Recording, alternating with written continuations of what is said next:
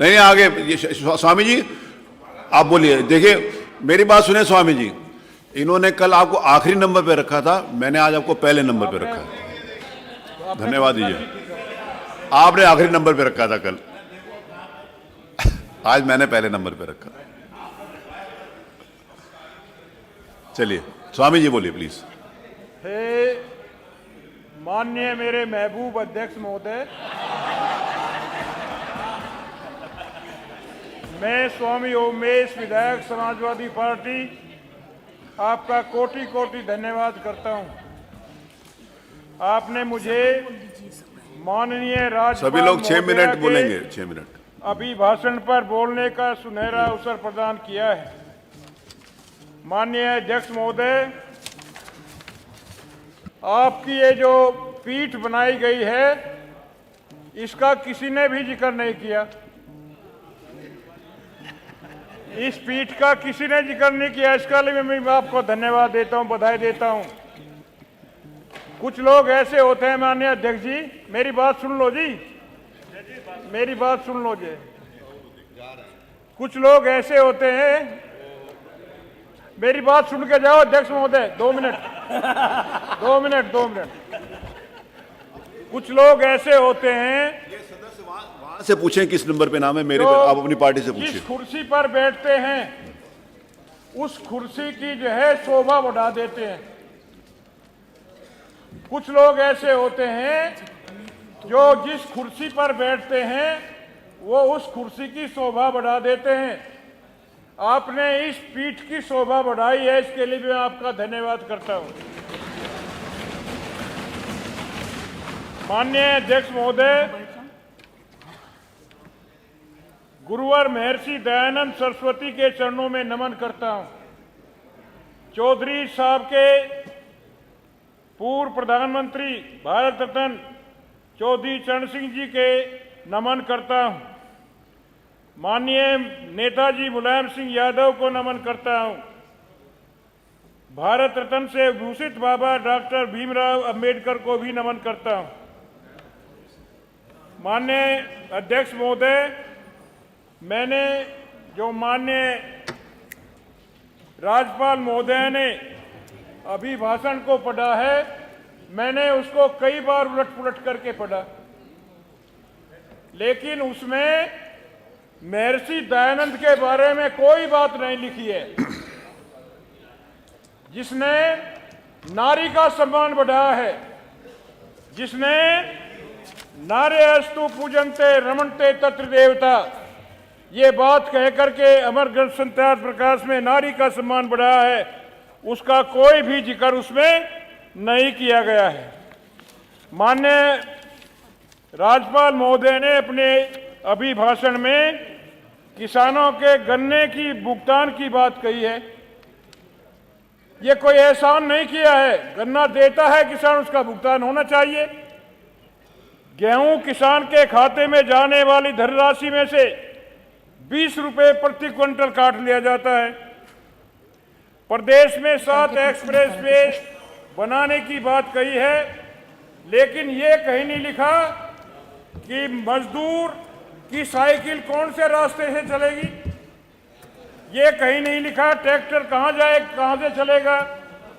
माननीय महोदय, जल मिशन का ढिंढोरा पीटा जा रहा है, 30% भी कार्य पूर्ण नहीं हुआ है। प्रदेश में कारागारों के निर्माण करने की बात करी है,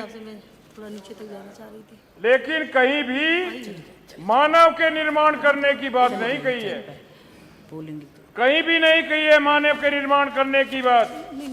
इसलिए मैं कहना चाहता हूं, कितने भी कारागारों को निर्माण करा लें, अपराध बढ़ते जाएंगे। लाखों लाखों कारागार बनाकर भी पूर्ति नहीं कर पाएंगे। माननीय महोदय, नौजवानों के बारे में कोई बात नहीं की है,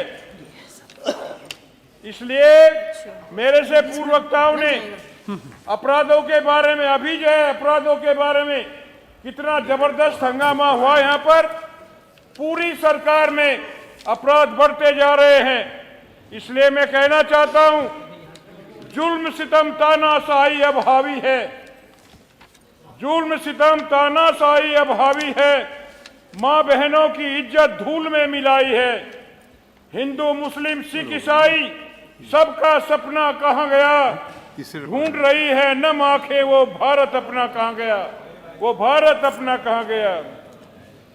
जिस भारत की मिट्टी में आवे गंगा की अजमत थी, जिस भारत के सीने में हर एक की खातिर चाहत थी, जिस भारत के घर की जिन्नत मरियम अजमत सीता थी, जिस भारत के दिल में कुरान और होठों पर गीता थी, जिस भारत में गुरु नानक ने गुरु ग्रंथ साहब का पाठ सुनाया था, ढूंढ रही है वो नम आंखें, वो भारत अपना कहाँ गया।